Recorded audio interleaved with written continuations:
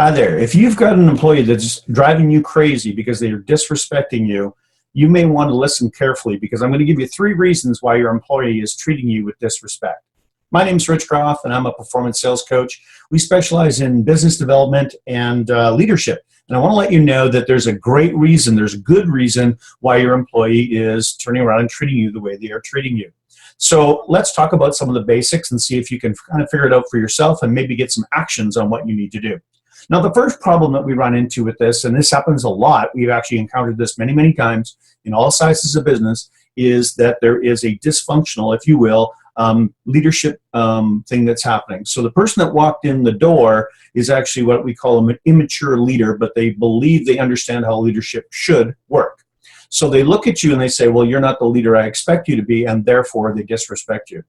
Disrespecting a leader is a #1 thing that can actually cause a disconnection, if you will, between employee and the owner of the company. So what do you do to fix that? Well, there's different ways that you have to put people in their place, if you will, very calmly and coolly. But the #1 thing that you're not going to do is try and be nice to them, because that doesn't work. And #2, you don't want to be bad to them either. You just want to be very firm and very much, take the challenge on and tell them directly what you're thinking.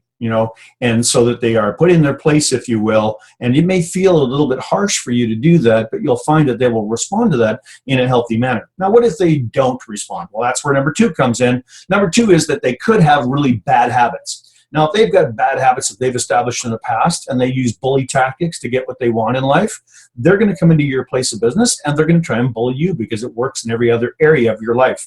Good indicator that this is happening is everybody in the store, if you will, or in your business is now walking around on eggshells because they don't want to tick off this employee. If that happens, bully tactics are present, and it's a really great indicator that that individual needs to be reformed. So the best thing that you can do there is to turn around and actually write them up and start what I call progressive performance improvement.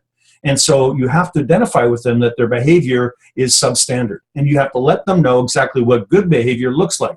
If they're turning around barking at everybody that comes in their department or asks them to do something that's within the normal context of your business, your job is to let them know that they don't have the right to bark, bitch, or complain. They don't get paid to bark, bitch, or complain, just saying it straight up.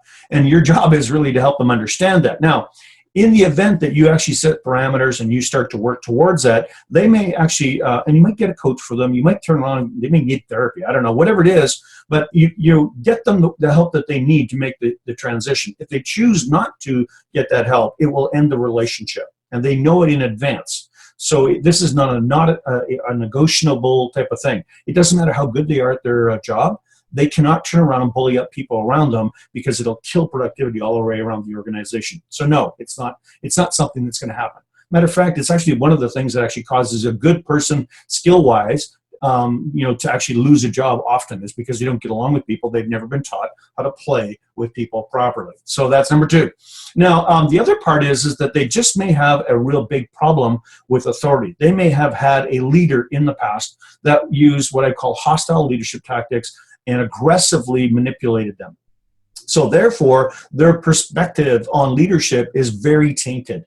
And so if that's the case, it will take a little while to win them over. Again, you're still going to have to be using some remedial response to them to help them improve their performance, but you have to let them know that you're not like the other leader, because they'll expect you to respond just like the other leaders and treat them with abuse. And if you're not that person, you will get treated like past people have treated them. And that's the way it's going to work. So it's probably going to be one of those 3 things that's going to cause your client, or pardon me, your staff member to actually cause those. But watch for walking around on eggshell feelings.